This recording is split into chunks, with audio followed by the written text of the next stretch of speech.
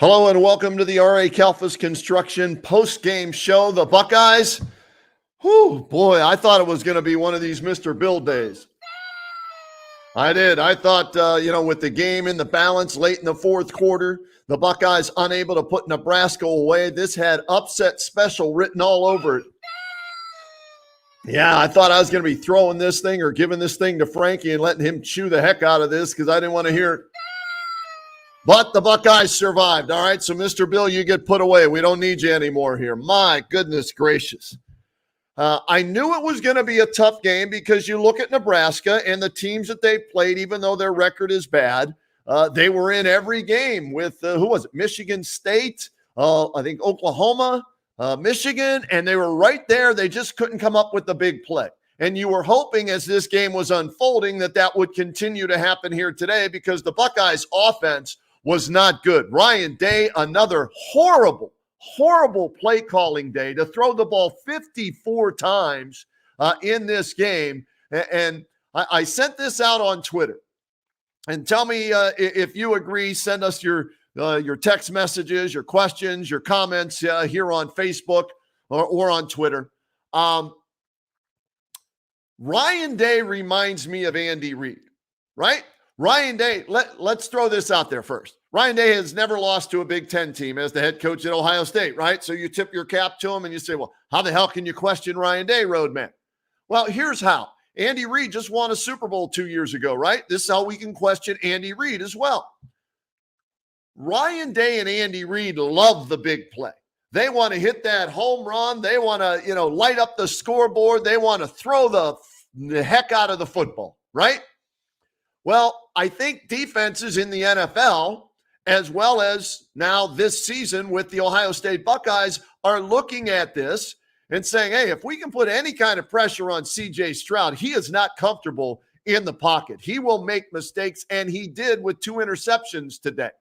And Ryan Day continues to what? To try and throw the football, force it down the field. That interception late in the game into double coverage by C.J. Stroud, horrible call. Worst throw by C.J. Stroud. Teams are realizing, yes, the Buckeyes, they're scary good at times. They can hit that big play. You saw Jackson Smith-Njigba, we'll get to him in a second, with the big play that he had. But there comes a point in time in a game where you've got to check your ego, this macho attitude at the door. This is who we are. This is what we do. I don't care what they're doing. We're going to continue to do this even if they're having success against it. No, you don't do that. You adjust. You take the underneath stuff. The underneath stuff was there all game long. Why do you think Jackson Smith-Njigba had 15 catches? He could have had 25 catches if Ryan Day would have got his head out of his you-know-what and either ran the ball more or took the underneath stuff. And what the hell was he thinking throwing there late in the game? The worst thing that could have happened almost happened. A scoop and score fumble return and you lose the game by 1. This team is supposed to be getting better as the season goes on, and for me, they're going in reverse. Last week against Penn State at home, they escaped with a victory. Today, I'll use the same terminology. They escaped with a victory on the road at Nebraska today. The bar has been set so high for Ohio State. That's why I think myself, I'll throw me in the mix here for sure. I expect so much. And yes, maybe we should give Nebraska some credit because, well, they're looking at Ohio State's tendencies and they know exactly what I'm saying about Ryan Day. He's going to continue to throw the ball no matter what. But the bar is set so high we expect. And then when they don't meet those expectations, it's frustrating to watch when you see what the other team is doing and supposedly the geniuses that know more football than I've ever known can't see the most simple things out there. Frustrating. Yes, it's a win. They keep their national championship hopes alive, the college football playoff hopes alive with a road win.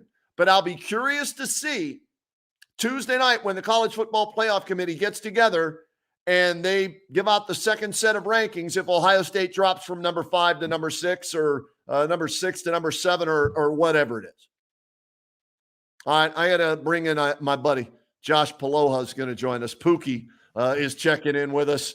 Oh man, that game was way too close. Waiting for next year. And Josh, you're a little off center there. Yeah, center yourself. Yeah, hold on. Professional program here. There we go. Now you look like the Buckeyes offense. Totally off target today. Totally off target. My goodness. Okay, better. Josh, I just ranted for a little bit there as the Buckeyes, as I said, survived in Nebraska. I think they're going in the wrong direction offensively. Let me correct myself if I wasn't clear.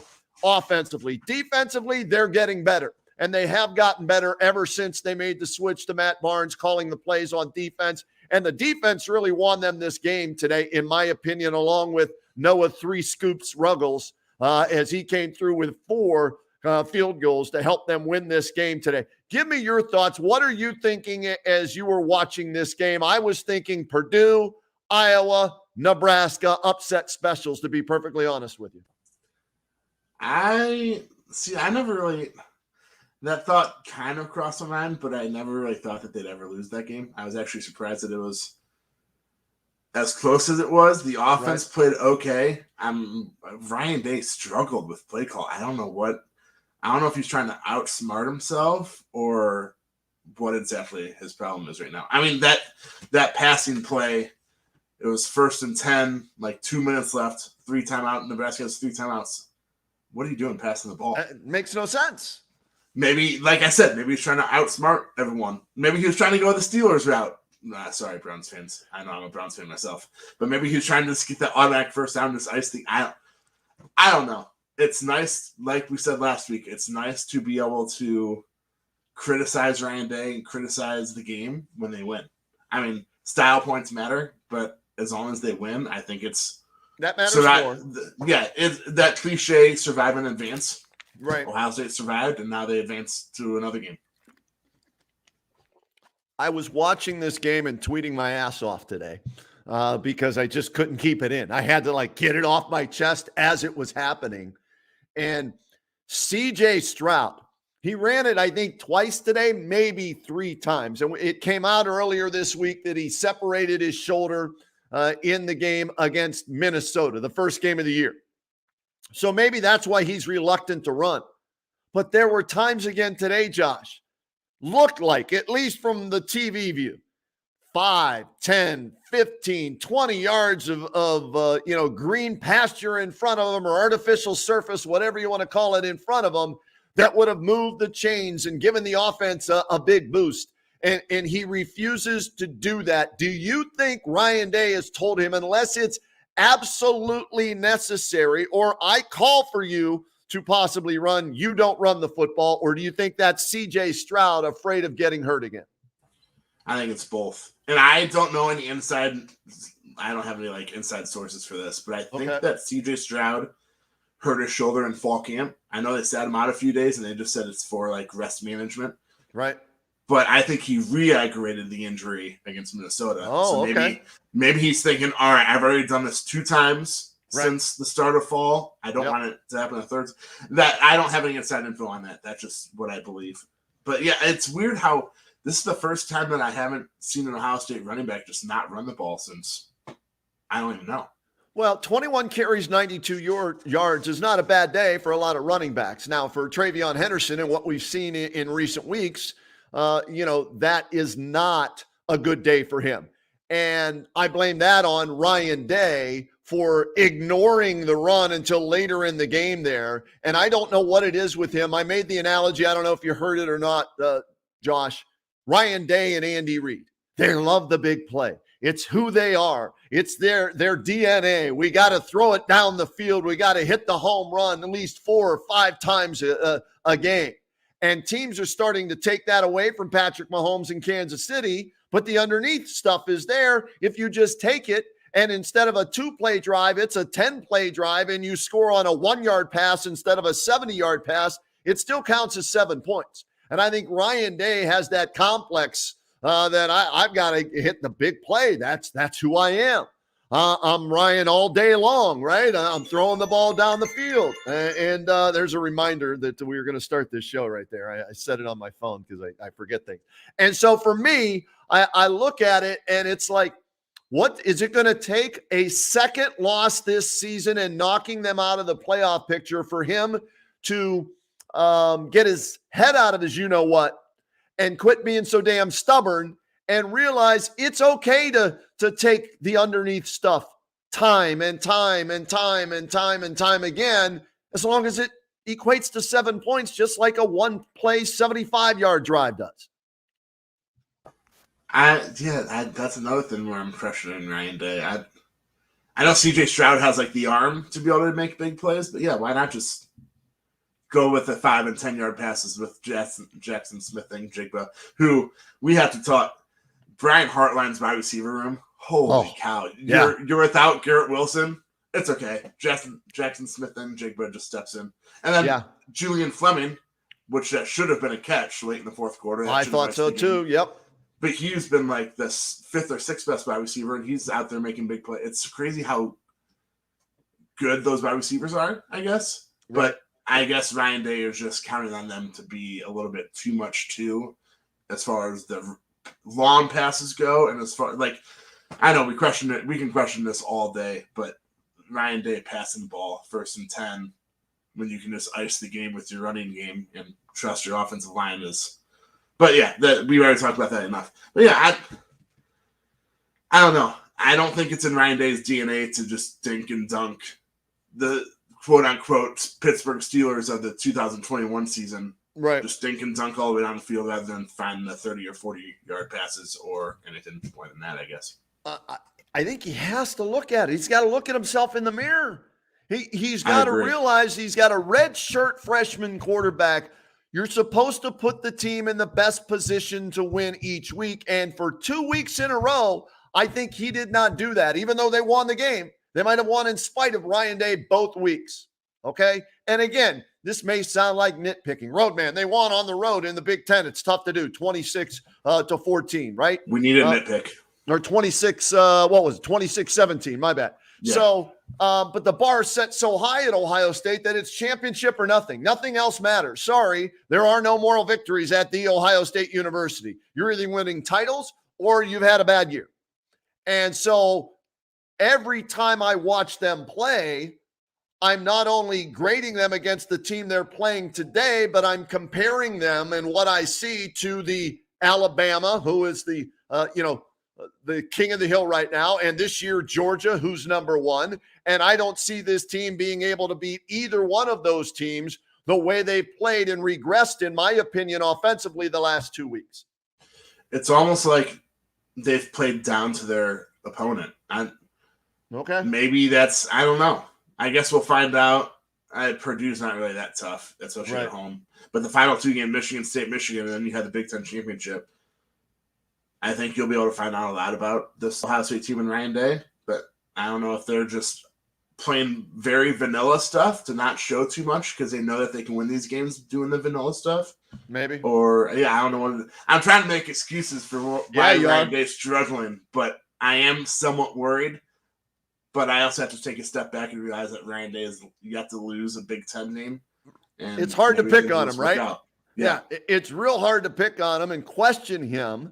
And most Buckeye fans won't. They'll drink the Kool-Aid and everything is fine and dandy. They got another win on the road. But again, that's great if you just want to win the Big Ten. If you want to win a national championship, this team isn't there yet. Now, can they figure that out no, it's home next week against Purdue, home against Michigan State, and then on the road at Michigan.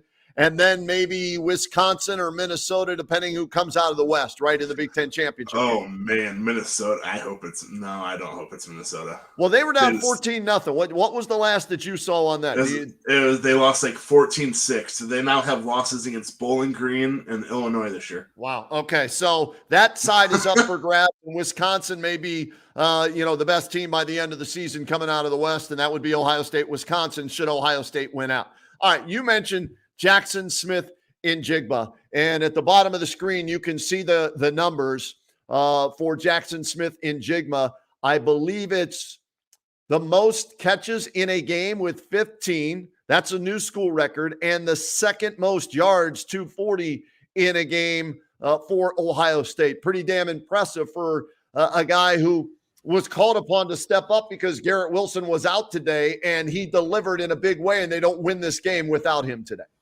No, it's as simple as that.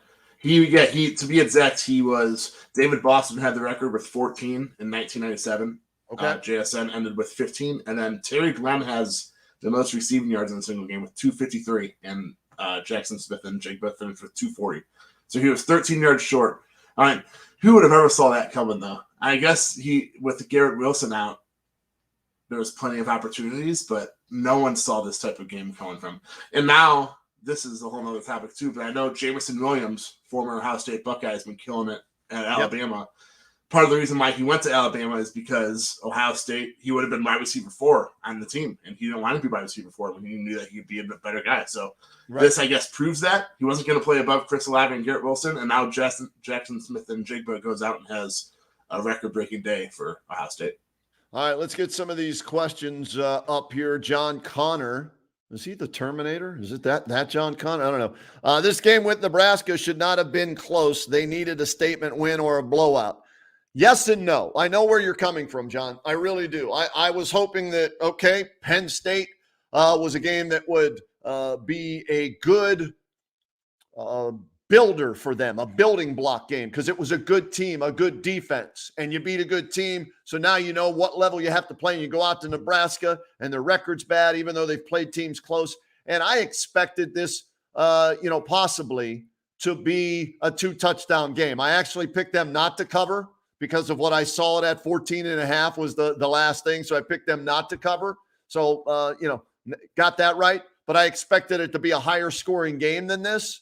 So disappointed in the offense, but let's talk positives, Josh, and the defense, right? I mean, the defense has made great strides. So as upset as a lot of us might be about Ryan Day's play calling, CJ Stroud's decision-making, and he looked like a deer in the headlights a few times, confused out there today. That defense played very well on the road today, and they've come a long way since the loss to Oregon. Yeah, besides a couple big plays, they were dominant, especially the defensive line. I don't know how many sacks they ended up with on the day, but they were putting pressure on Adrian Martinez all day long. Right. Yeah, and even Joel Klott and Gus Johnson were talking about, and Klott actually jinxed it because he said this defense looks so good, and then they give up like a 90-yard touchdown. Right. But yeah, this defense looks a complete 180 from the first 2 games of the season. I don't know if it's more experience. I don't know if it's Matt Barnes being on the sidelines, but it's crazy how I was very worried about this defense 2 games in the season, and now I'm more worried about the offense than I am the defense. How crazy is that? I mean, from where we started, right, to where we are now, 9 games into the season, 8-1, they're number 5 in the country, and we're sitting here scratching our head going, what the hell's wrong with this offense? What is Ryan Day trying to do with his play calling? And I never thought we would get to this point. Like I said, I expected them to get better these weeks leading into, the final game against Michigan in the Big Ten championship game, and the 33 points at home against Penn State last week, and they were 1 for 6 in the red zone last week. They failed again in their first red zone trip today. How many times they got into Nebraska territory and came away with 0 points. And thank God for Noah Ruggles transferring from North Carolina. He was player of the week, I think, last week for the Big Ten on special teams. He might get it again this week with 2 46-yarders, and he hasn't missed a kick all season long for the Ohio State Buckeyes. Where's that NIL? I know you talked about last. Where's that NIL deal with Ruggles ice cream? I don't know. Scoop, yum, yum. Noah Ruggles made another one. I don't know, something corny like that. Hey, it can't be any worse than the Browns offensive lineman commercial that they're doing if they can't even rhyme the words. My God. But yeah, 4 field goals today. So they scored 26 points, and he accounted for 16 of the 26 points? Or how many? No, 14. My Baldwin Wallace math was off by a little bit there. 14 of the 26 points today with the 4 field goals and the 2 extra points. So thank you, Noah Ruggles, for transferring. Another one here from our buddy Adam Cerny. Ohio State well enough to win. And why is Ryan Day trying to always throw the ball down the field when they have Henderson? And why is he trying to throw late? We're wondering the same damn thing, Adam. We're wondering the same damn thing what he's thinking about. And again, how dare you question, Ryan Day? Well, no, it's okay to question. It's all right to look at him and say he had a bad day calling plays again today. And do you think it's going to change? Or that stubbornness that we've seen from Urban Meyer and Ryan Day and all these coaches? Nope, that's who we are. That's who I am. It's how I got this job. It's how I'm undefeated in the Big Ten. That's who we are. That's what I'm going to do. Do you think it changes at all, Josh? I'm not sure. Let's say that I hope it changes. Is that a good answer to that? Okay. But then it's like especially late in the season, in November, when it's getting colder, just go for the short passes. But then again, Ohio State's offense has really never been known to have a 15-play, 75-yard touchdown drive. But that's okay. It's good. I'm not saying it's not okay, but it's just not Ohio State's bread and butter. Make it part of the game plan, exactly. right? I use that to your advantage. It chews up the clock. It gives your defense a rest. You run the fucking football. I mean, come on. I agree. I agree. I completely agree. All right, some more messages that are coming in via Facebook and Twitter. Craig Easterday, what's up, Craig? Good to hear from you again. Why didn't we ever run the ball on back-to-back plays in the first half? Don't have an answer for you, Craig. We never got Henderson into a rhythm. Totally agree with you, Craig. Henderson is a tough back. Listen to the game, and the defensive effort was good. Yes, it was. Noah Ruggles and Smith and Jigba were certainly MVPs. Tough to pick between the two. A win is a win, but I hope there will be more improvement, especially in the running game. Go Bucks. Craig, very well put. Very well put. They need to run the ball. He threw the ball, 54 times, Josh, 30 in the first half. 30 times. And what is there a rule at Ohio State you're not allowed to run outside the tackles, that everything has to be between the right tackle and the left tackle? Is there a rule on that or what? You've got speedy guys, jet sweeps, Henderson to the outside. Is there a rule again? You said you maybe have some people that are in the know in Columbus. Is there a rule now in the Woody Hayes Center that says we will not run the ball outside the tackles? It's actually crazy. There's a sign that says beat Michigan, and then right next to it, it says we will not run the ball outside the tackles. It's frustrating. You're completely right, though.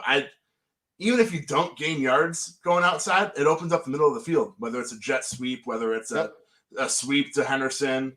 I mean, get Olave some. I know they do those little jet sweeps where it's technically a pass, but really it's a handoff. Yeah. Where's that been lately? It's weird how they're just not running the ball outside, especially with Jimmy Rucker. He's a very good blocking tight end.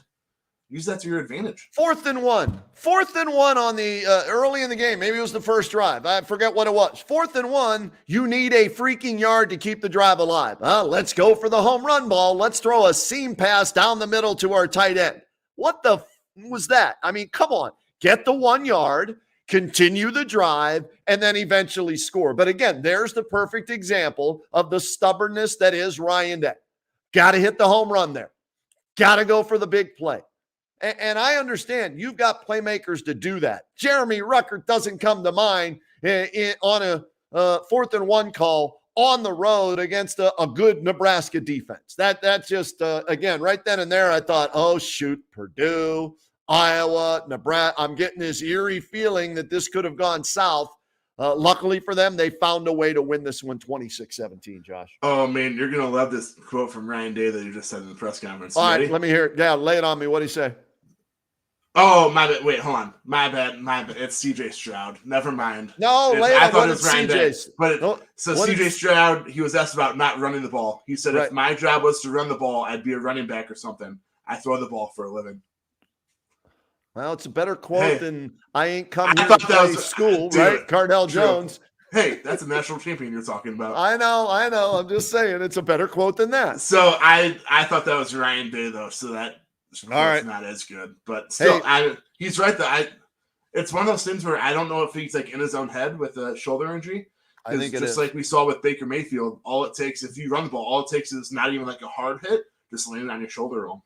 I guess. I'm not expecting him to be Justin Fields, okay? Where that's a big part of your game. I'm just expecting when it's there, when the pressure is coming, okay? And there's 5 or 10 yards and you can slide or get out of bounds, take the positive yardage instead of trying to force the ball. He should have had 4 interceptions today. He threw 2. He should have had 4, okay? There were 2 early in the game they dropped.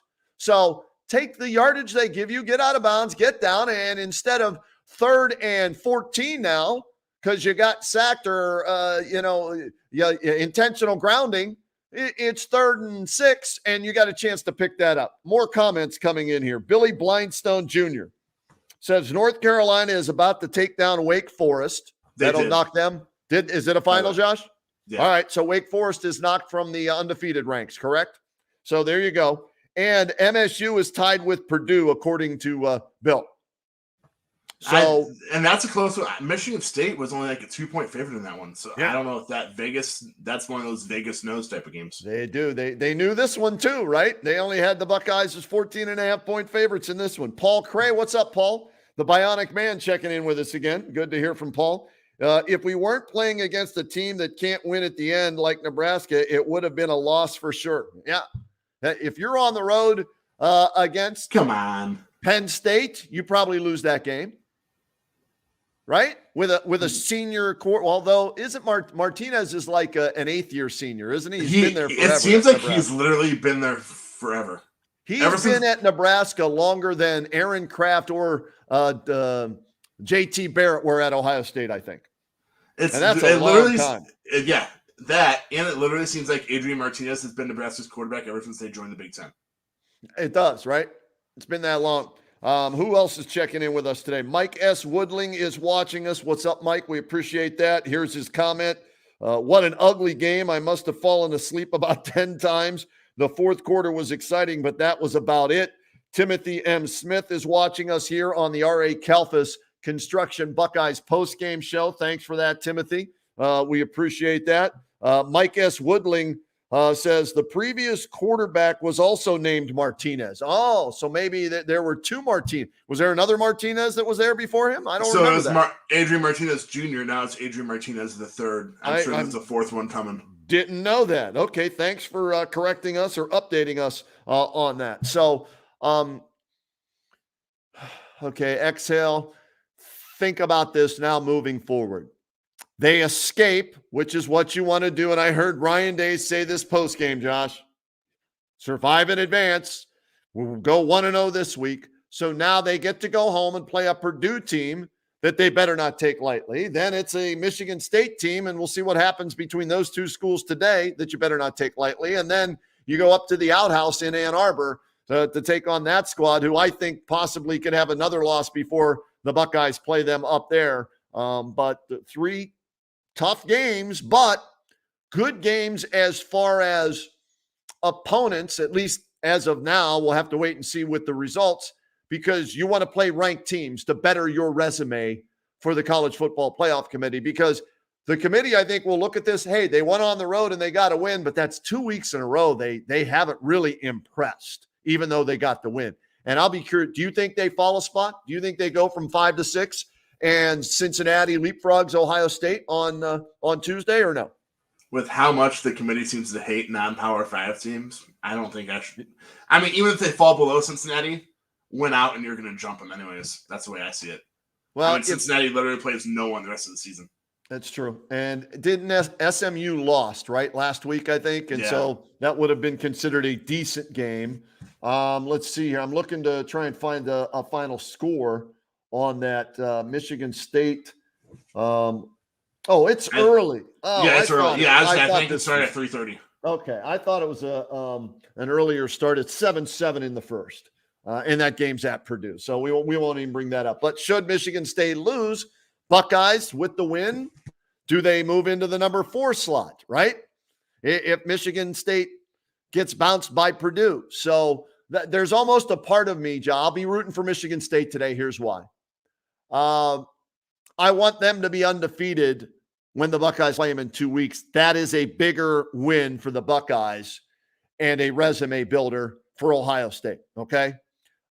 Purdue, yeah, that'd be great. If Purdue went, hey, you play them next week, they just beat me. But there's something about facing a top 5 team that's undefeated and you beat them. I just think there's more juice to the squeeze of that one when you look at it from the committee's selection process, don't you? The committee won't be like, well, they just beat Purdue, who beat Michigan State. They won't look at it that way. Then again, it's hard for me to see a one-loss Ohio State Big Ten champion, knock on wood, if they do win out, not make the playoff, no matter what else happens. So style points are important always. Beating the more ranked teams and more top 5 teams is always important. You can never have too many of those. But whether it's the money behind Ohio State, whether it's just the tradition, it's one of those things where I just think Ohio State controls their own destiny at this point. Was it Taylor Martinez? Is that the one that was at Nebraska? Yes, it was Taylor. You are right. So, Woody Woodland. Taylor Martinez to Adrian Martinez. I'm sure there's like a Sam Martinez that they're recruiting now, too, to be the next one. Well, I was trying to remember it, and when one of our viewers pointed that out, I looked it up, and Taylor Martinez is the Nebraska quarterback. He's 31 years old right now, so that means he probably played till he was 28. And then Adrian took over, and because it just seems like, they've been calling a Martinez name at quarterback there for many, many years, and they haven't been able to turn it around. Luckily for the Buckeyes, they escaped. The offensive line, Josh, we haven't talked about it. They are struggling right now. DeJuan Jones, is he 79? Is that who 79 is? Really struggling. Thayer Munford. It's worth mentioning, though, that DeJuan Jones wasn't 100%. I know he didn't start because he was feeling ill, so I don't want to. Okay. I don't want to make an excuse, but maybe he just wasn't 100%. That's why he struggled more today. But still, the lack of protection against that Nebraska defense, you could see Stroud was bothered by it today. He was not comfortable at all in the pocket, out of the pocket, whatever. When he gets rattled, and if I'm scouting and I'm watching Ohio State, man, I'm finding a way to bring pressure. I want to get in his kitchen, man. I want to mix it all up in there, and I want to throw him off rhythm. He ain't running. I ain't scared about him running, so let's just go after him. And if I'm Purdue, if I'm Michigan State, if I'm Michigan, that's what I'm trying to do. And the Buckeyes better figure something out with that offensive line, pass blocking and run blocking, because 2 weeks in a row now, I wouldn't give anybody a high grade on the offensive line or even a passing grade the last 2 weeks against Penn State or Nebraska, in my opinion. I don't know about you. Yeah, I agree. I mean, I know, again, we're nitpicking, but if this Ohio State team wants to play up to their goals and aspirations this year, the offensive line has to play better, whether it's the running game or the passing attack. Mike S. Woodling here, hitting us up on Facebook. We won MSU undefeated when we beat them in 2 weeks to help boost us, and the committee forget the Oregon game some more. Yeah, I agree with you on that, Mike. And Twitter was blowing up today with this as well. Let's see, Adam. What else did Adam his? Stroud was running all day in the outside the pot. Well, he was trying to buy some time. There's a difference between running and scrambling. Running to gain yards, scrambling to throw the football. And that's what scares me. He's thinking, I got to make a play. I got to make a pass. I got to make a throw. I'm going to buy more time. And then he throws across his body or into coverage. And that's when bad plays happen. He threw into double coverage to Olave. They had the safety over top, the quarterback underneath. Yeah. That was awful. He not only threw it deep and under to double coverage, but he underthrew a ball and he left it up high. That's like the 3 things that you never want to do as a quarterback. So I know he said that he said something about not playing his best game today, so I'm sure. But then we have to remember, again, he's a redshirt freshman. True. This is what his 8, I don't know how many games are in this. 9 games, 8th start for him. Yeah, so, this is his 8th game. I mean, yes, we should expect more just because we used to the Justin Fields and JT Barretts and whoever else is of the world. But we also have to remember that he's only 8 games into his career. And hopefully this will be a learning game. And like we always say, it's much easier to learn from a win than it is a loss. Do you think this comes into play at all? A buddy of mine asked me this. Josh Paloha joining us here on the R.A. Kelfis Construction Buckeyes postgame show. He said, we always hear about Lincoln Riley in Oklahoma, and he's got a couple of Heisman Trophy winning quarterbacks there. Do you think Ryan Day wants that on his resume? That maybe he's trying to get himself a Heisman Trophy winning quarterback, and that affects his play calling because he wants his quarterback to put up big numbers to have a chance to get invited to the Heisman ceremony and actually win one. So that is on his resume as well. Do you think that affects Day's play calling at all or no? Yeah. I mean, just as a human being, you want the more resume builders you have, the better. And you can recruit all these 5-stars. I know they have Quinn Ewers, who is the number one recruit, number one quarterback in this class. Well, in the 2022 class until he reclassified. But if you have a Heisman Trophy winning quarterback, that makes things so much easier. When you're a college coach, you're thinking about recruiting literally 24/7, 365. It's a lot easier to recruit quarterbacks if you say, I have a Heisman Trophy quarterback, than it is anything else. I agree. And CJ Stroud has struggled at times, but we also have to remember he has, I think, going into today, he had the third best odds to win the Heisman. So if he has the third best odds, he's not only invited to New York as it currently stands, but hey, he has a shot, especially if Ohio State wins out. He's got to play better than he did today. The stats, you look at it, you'll see 405 yards, 2 touchdowns in a Buckeyes win. You might overlook the 2 interceptions. One of them was a horrific throw. And like I said, 2 others that were dropped. And the confused look on his face. And Ryan, did you see Ryan Day the one time on the sidelines? I forget. Maybe it was after the 4th down play where they threw incomplete to Ruckert. He did what I did earlier in the show. Here he went. And he just kind of shook his head. And it's like, yeah, Ryan, they know what you like to do. You've got to adjust to it. So I want to go back. I haven't heard the post-game press conference from Ryan Day. I want to hear if anybody had the cojones, dare they, question Ryan Day about his play calling in this game, especially the last pass there where they tried to throw the football. And someone had to have questioned him on that last one. Stroud was hit and he fumbled. And luckily, I think it was the center. Was it 53? I don't even know who the Whippler, whatever his name. Whippler, I know they shuffled around the offensive line today because DeJuan Jones wasn't 100%. I think he recovered. Usually, yes, he did get it, but I don't know where he is on the line specifically. And they just had success running the ball. Henderson just ran for 22 yards, his biggest run of the day. You're starting maybe to wear them down late in the game. Hey, let's throw the ball. And if we throw it incomplete, it stops the clock. Yeah, but if we get the touchdown, there's that home run that I love so much, and that puts them away. So it's that balance, right? And that's something I don't think Ryan Day has been good at this year. Yeah, like we continue to say, it's something like he tries to outsmart himself. Rather than just run the ball, trust your offensive line, trust yet another Heisman caliber running back who's top 10 in the Heisman rankings right now. Yep. True freshman. Trust them and just steal the game. I think yet again he tried to outsmart himself and be like you said, oh man, maybe Nebraska's expecting the run, they'll load the box and we can just get an easy touchdown and then put away the game there. It's one of those things where I don't know what's going through Ryan Day's head. Yeah. But Ohio State took care of business. So it's like, but then again, it's as an Ohio State fan, we need to nitpick because it's not about just winning the Big Ten championship. Right. It's about competing with the Alabamas and Georgias and whoever else is in the world. I wish the Buckeyes and Ryan Day had a hotline like R.A. Kelfis Construction does, 440-238-5498. You can call and you get a free estimate on whatever you want to build.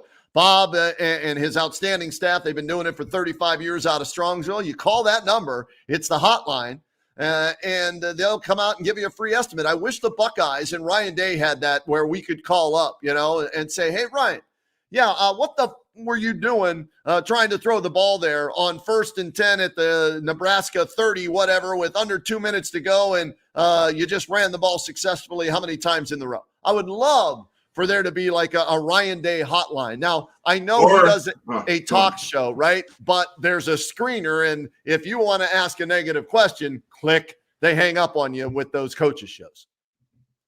If only it was like the Browns of old, where Ray Farmer was texting down on the sideline. We could just text Ryan Day and be like, dude, what are you doing? And he'd like text back quick. No, seriously, I wish there was a hotline, but do you know how many drunk fans they get after a game, though? Especially a home game. Those messages would be just epic, though, wouldn't they? They'd be epic, but as a call screen, you'd be like, all right, this is too much. Like five. But then I wish they had them for like people like you, a legit reporter, where you could just be like, hey, Ryan Day, what are you doing on that fourth down or 1st and 10 pass play with 2 minutes left? And I wouldn't be a smart ass, Josh. I wouldn't be a smart ass. It's a legit question. Ryan, hey, you just ran the ball. You picked up a first down. Best you've run the ball the entire game. They've got 2 or 3 timeouts left. You're trying to force them to use their timeouts. You want to run out the clock. Henderson just ran for 22 yards. And you drop C.J. Stroud back 8 to 10 yards. Why were you thinking of throwing right there? Thought we could hit him, with a surprise play in the seam or what? Give me.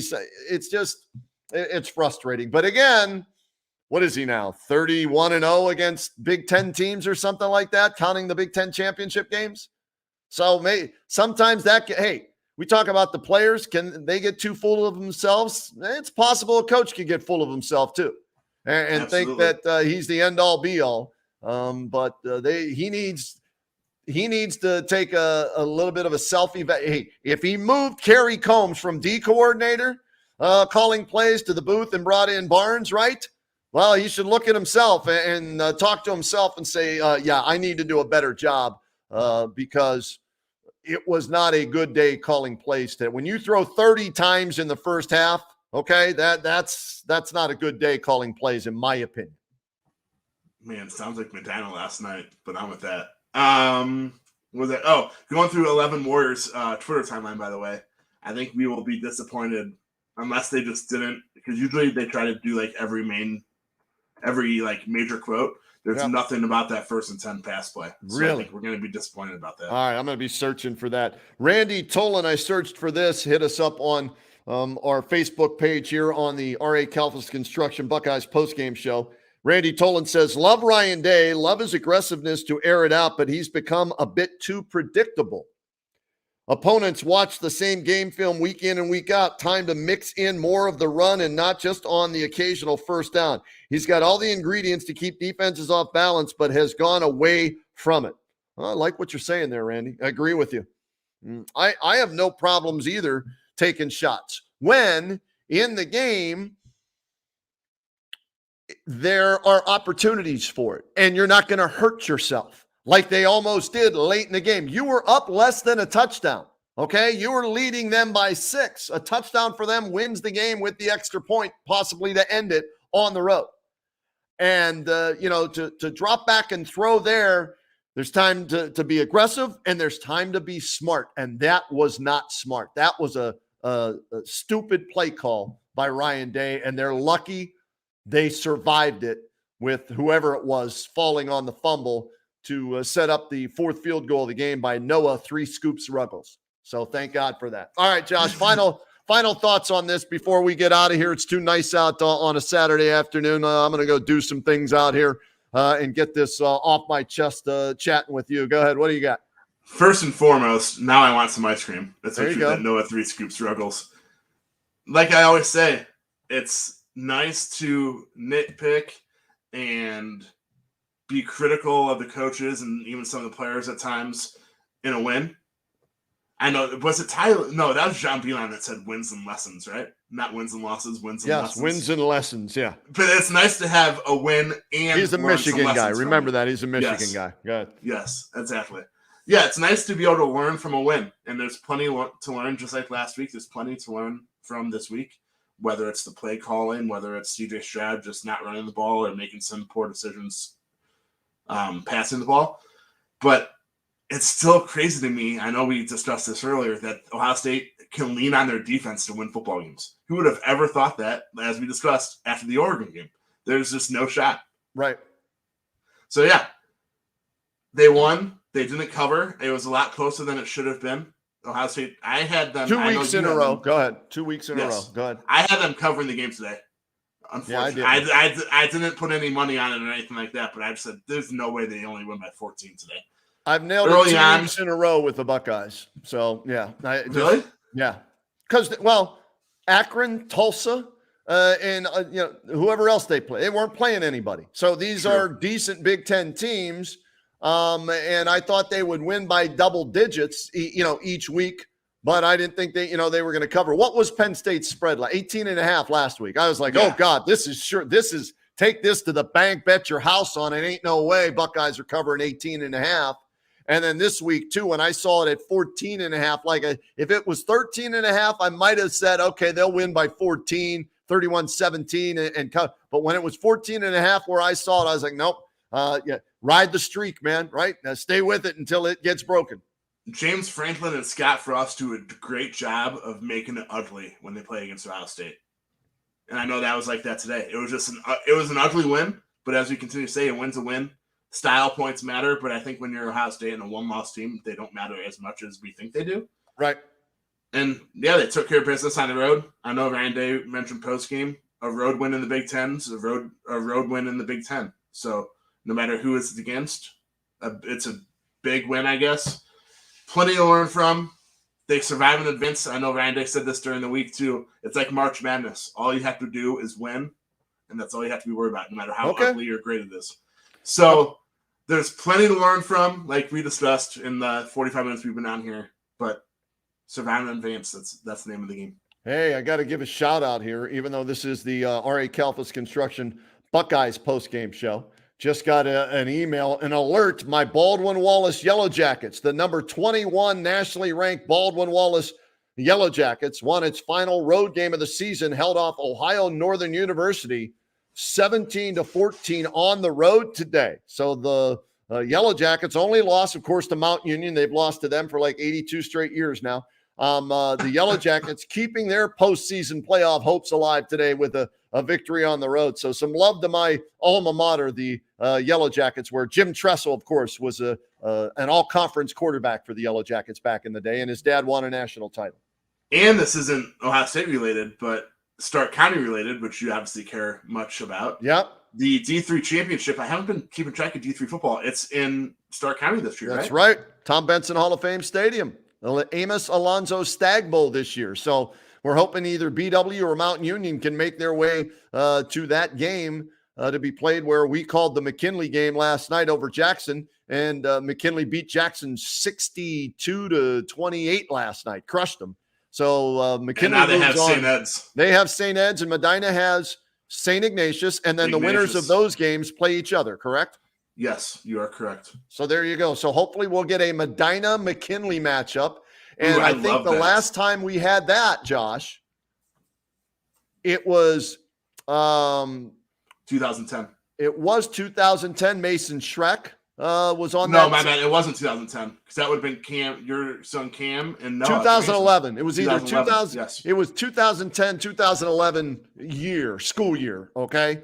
But yes. Mason Schreck was there, who's now a member of the Cincinnati Bengals. Savon Pittman and Steve Miller were on McKinley's team, who went on to Ohio State. Both of them. Miller won the national championship there. So I'd love to see a Medina-McKinley matchup. So go Bees and go Bulldogs, and get us that great matchup that we can have and knock off the two Saints and make it a public school final, which we would all love to see. Yes. I was going to say public schools always. And that would be 2 weeks from now if it's Medina McKinley, and then the following day would be Ohio State, Michigan State. That'd be, how about that? 24 hours. That'd be a great, and we have them all on News Talk 1480 WHBC, 1480 AM, and at WHBC.com. All right, Josh, go enjoy the rest of your Saturday. Thanks for coming on with us, my friend.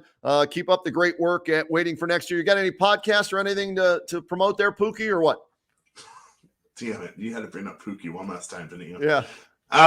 We always podcast about the Browns. Lately, it's been, it used to be fun. Now it's like, do we have to do this? But yeah, hopefully tomorrow's Browns game is fun. I feel like, and this is Brown, we're off topic now, but this is tomorrow setting up for one of those Baker Mayfield chip on the shoulder, I don't know. It's just setting up to be one of those games where like Baker Mayfield just comes out and dominates. I don't want to jinx it, but it's like, oh yeah, and then he'll say after the game, oh yeah, I do well with playing with a chip on my shoulder, and then people don't think I'm as good as I am. Blah blah blah. He did play well against them last year. 35-30, come from behind win, 37-34 win, 7 touchdowns, 1 interception in 2 games against the Bengals. But this year's Bengals team is a lot better than last year's. And if I'm picking between those 2 quarterbacks with the game on the line, give me Joe Burrow 10 times out of 10 over Baker Mayfield. I got the Bengals winning by 3, Josh. Sorry about that. No, I'm not going to say that's fine with me, but it's, man, what a rough week it's been. Well, rough couple of weeks it's been for the Browns. But then again, only in Cleveland does this happen. Oh, I see, baby. You know it. I'll see you Monday night up at Johnny Malloy's, all right? Always. Yeah, and come join us at Johnny Malloy's, by the way. I know Paul Cray will be up there, me, Kenny, whoever else. Labatt Blue specials. We got all kind of great prizes to give away from Labatt Blue on Monday nights at Johnny Malloy's in Medina. Monday Night Football Trivia. And Josh and the regulars are all there. Josh is like Norm. When he walks in, everybody goes, Pookie! And he comes over and he sits down with us. That's not great. True. That is not true at all. But you know what? You have to be there to find out if it's true or not. That's right. Maybe well, you know what? It's going to be true from now on. Now that I remember that. Yeah. I'm going to tell everybody when Josh walks in. Now, you watch. When you walk in this week, see if that doesn't happen. And we'll talk about it next week after the Purdue game. All right? Damn it. Go Bucks. Go Bucks. See you, Josh. There he is. Josh Paloa checking in with us. Going to wrap this edition up of the R.A. Kalfas Construction Buckeyes post-game show. It wasn't pretty. It was ugly at times, very questionable at times with the head coach, Ryan Day. Even though he's never lost a Big Ten game, it's okay to question him. The defense, if you're looking for the positives in this, the defense is getting better. Your special teams were outstanding. That's where you won this game today, defense and special teams. Nebraska missed 2 field goals. Think about that now. This was a 23-17 final. Nebraska missed 2 field goals. That's a tie game right there. A shanked punt of 13 yards set the Buckeyes up. So special teams, Jim Tressel will love that, and defense won this game for the Buckeyes today on the road at Nebraska. Offensively, they've got to get better. They've got to become more consistent, and Ryan Day has got to do a better job of calling plays. You can't throw the ball 54 times every week and ignore the running game like you did. All right, that's going to do it for this edition of the R.A. Kalfas Construction Buckeyes postgame show. Shout out to Bob Kalfas and his staff. If you're looking to remodel your home, build a new home, you want a man cave, you want a patio, you need a walk-in closet for the missus, whatever it is, R.A. Kalfas Construction is the place to go. 440-238-5498. They're based out of Strongsville. They'll give you a free estimate on whatever it is you want to do. I've known Bob for 10, 15 years now. We've been working together when I was at KNR, and now I'm at WHBC and here on the Buckeyes postgame show. And he's a huge Ohio State fan, so you can talk Buckeyes with him and then figure out what it is you want done to your home or build a new one from scratch. They're the best in the business. So give them a call at 440-238-5498. All right, we'll do this again next week after the Buckeyes and the Boilermakers of Purdue play in Columbus. And we'll also have some form of a post-game show tomorrow after the Browns-Bengals game. Look for it here on Facebook as well. And don't forget, Monday Night Football, Johnny Malloy's in Medina. Come join me. We do a lot of trivia, give away a lot of prizes, Labatt Blue specials that you'll enjoy, and it's a lot of fun. All right, folks, have a great weekend. Talk to you next week here on the post-game show.